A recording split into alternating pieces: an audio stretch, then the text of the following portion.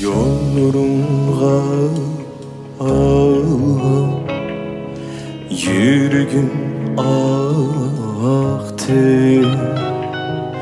göz işimni berdim bulutqa, Leyla düşken bir tan yupurmak, aylandı bir pak kalipke.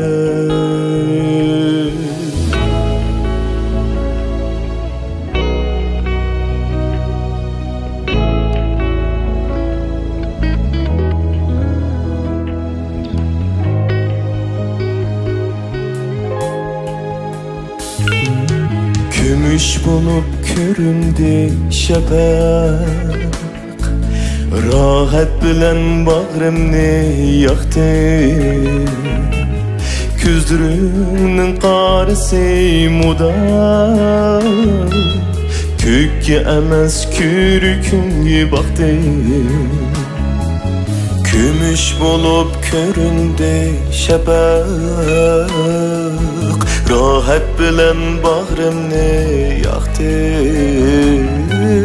küzdürünün qarısı muda, kökke emas kürkünge baktı.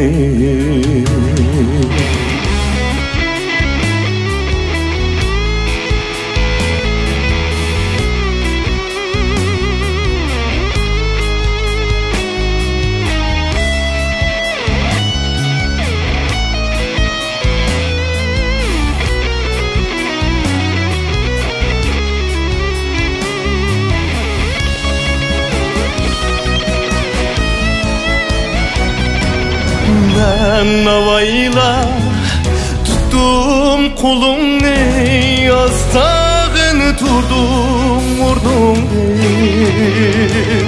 Kadrimni ham mikrimni muham, tipim aldım senin yeninden.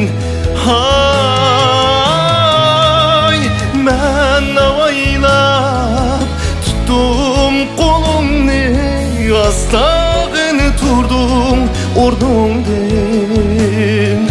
Kadrimni ham mikrimni muham, tipim aldım senin yeninden.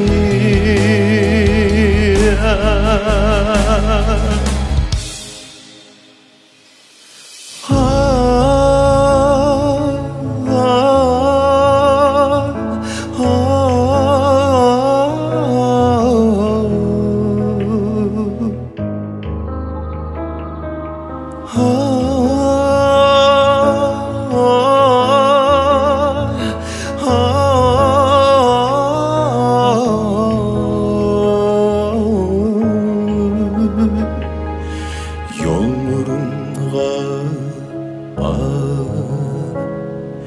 yürgün